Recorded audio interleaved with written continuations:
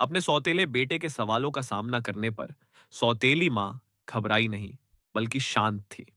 जब सौतेली मां ने उसकी मां की मौत के बारे में सच्चाई पूछी, तो उसने कहा कि अगर वह जानना चाहती है, तो उसे एक कीमत चुकानी होगी। एक सवाल, एक कपड़े उतारना। उसके अनुसार यह एक बहुत ही उचित सौदा था। अपनी पूर्व पत्नी की मौत का कारण जानने के लिए महिला के पास उस अनुचित मांग को मानने के अलावा कोई और चारा नहीं था। जैसे ही महिला ने एक-एक करके अपने कपड़े उतारे और उसके सामने पूरी तरह से नग्न हो गई, लड़के ने अपना वादा निभाया और सच्चाई बताई। दरअसल उसकी असली मां ने उसे छिपकर जासूसी करते हुए पकड़ा था। वह डर गया था कि उसकी मां इस राज को उजागर कर देगी, इसलिए उसने बिना सोचे समझे जानबूझकर एक दुर्घटना का नाटक किया और अपनी मां को नहाते समय डुबोकर मार दिया।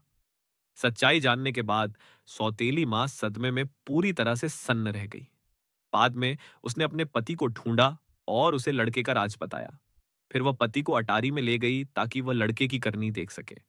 लेकिन जब उन्होंने फर्श हटाई, तो लड़का पहले ही उसे पूरी तरह से ठीक कर चुका था।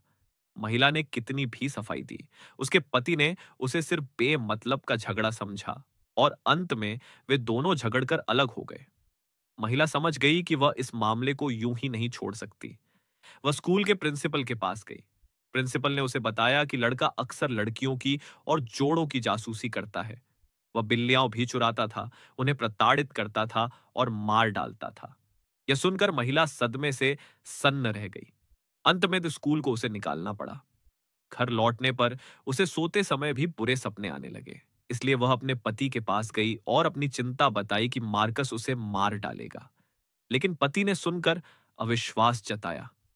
अगले दिन पति ने पड़ोसी के कुत्ते को अपने स्विमिंग पूल में मरा हुआ पाया। आदमी ने उलझन भरी नजर से लड़के को देखा।